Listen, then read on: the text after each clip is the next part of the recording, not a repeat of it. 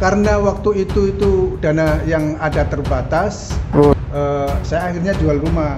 Begitu, jadi nggak mau terlarut-larut dalam hal ini ya, karena saya mendengar waktu itu ada jamaah yang meninggal juga ya, karena saking shock, dan saya nggak mau lah, saya masih muda, ya. Shock seperti itu ya. Ada yang menggadaikan rumah orang tuanya, menggadaikan rumah orang tuanya, ternyata kemudian tidak dibagikan keuntungan ini, ya mereka nggak bisa bayar. Setelah itu Mas, wah, kota wisata duka lara. Iya, jadi kayak saling curiga begitu, macam-macam. Memang kasihan yang merusak ukhuwah gitu loh. Kekompakan ukhuwah yang terbina sebelumnya itu jadi tercerai-berai. Itu bagaikan gempa yang sangat dahsyat. Semua berantakan. Berantakan ya? Dari jamaah itu berantakan. Assalamualaikum warahmatullahi wabarakatuh kepada seluruh masyarakat Republik Indonesia. Pada hari Jumat tanggal 28 Januari 2022, saya ingin menyampaikan surat terbuka kepada Majelis Ulama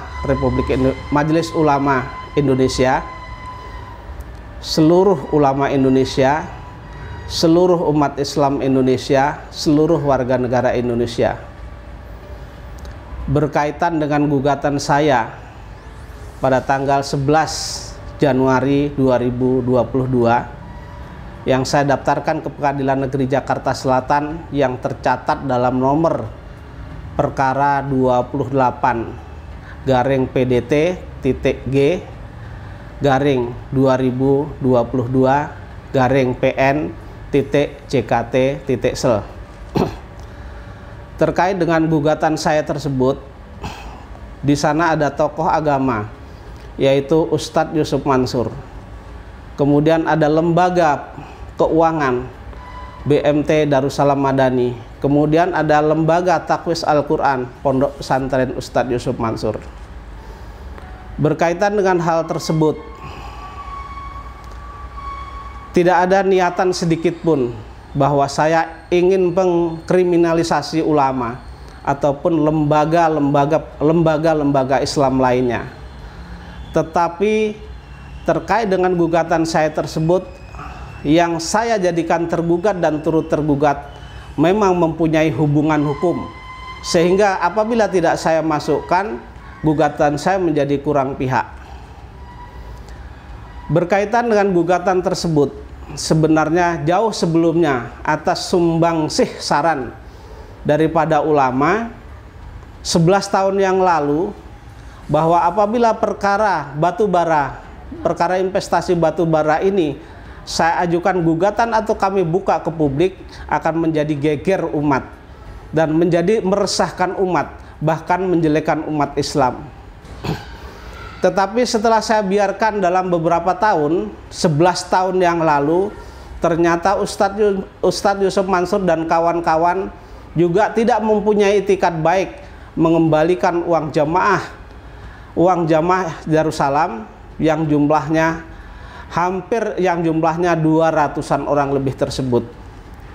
Nah, terkait dengan akhir-akhir ini banyak media yang memberitakan bahwa banyak yang terberdaya oleh Ustadz Yusuf Mansur, maka saya dengan niat lillahi ta'ala ingin menghentikan gerakan-gerakan dari Ustadz Yusuf Mansur untuk memperdaya umat tersebut. Yaitu kemudian saya ajukan gugatan terhadap Ustadz Yusuf Mansur, yang mana saya juga sebagai korban dan lainnya. Cuman saya mengajukan terlebih dahulu sendiri, kemudian teman-teman yang lain akan mengikuti. Berkaitan dengan hal tersebut, apabila tidak berkenan kepada apabila ulama tidak berkenan, kemudian umat Islam tidak berkenan, saya dari hati yang terdalam dan tulus ikhlas mohon maaf yang sebesar-besarnya. Niat saya mengajukan gugatan ini bukanlah mengkriminalisasi ulama ataupun lembaga-lembaga Islam lainnya, tetapi murni hukum yang memang harus ditegakkan agar tidak jatuh korban-korban lainnya. Tidak mungkin saya mengkriminalisasi ulama ataupun lembaga-lembaga Islam, karena saya sendiri riwayat pendidikan saya adalah dari madrasah. Saya di tingkat dasar bersekolah di Madrasah Ibtidaiyah Nahdlatul Ulama 1, Tembilahan Indragiri Hilir Riau. Kemudian menengah pertamanya saya di MTSN Negeri Tembilahan Indragiri Hilir Riau, kemudian STLTA-nya di MAN Paron, Jawa Timur.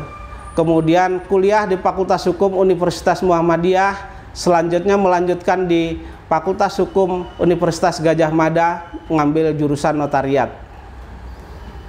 Terkait dengan hal tersebut, tidak mungkin saya mengkriminalisasi ulama. Sampai dengan saat ini pun saya masih menjadi aktivis Masjid Darussalam, yang mana saya masih tercatat sebagai Dewan Pengawas di Yayasan Masjid Darussalam yang mengawasi jalannya roda administrasi di Masjid Darussalam ini. Dan saya juga ditunjuk sebagai sekjen di Perkumpulan Umat Muslim Kabupaten Bogor.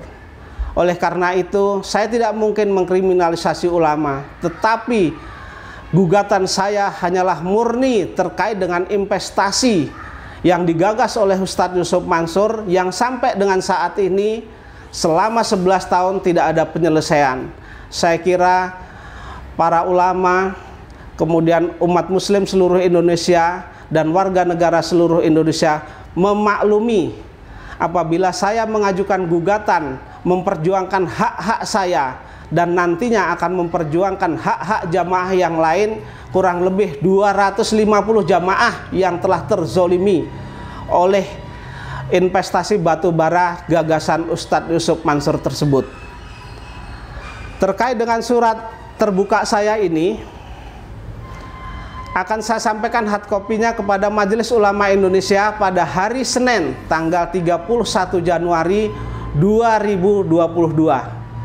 Mudah-mudahan bermanfaat dan membawa kebaikan untuk umat semuanya. Terima kasih saya ucapkan. Wassalamualaikum warahmatullahi wabarakatuh.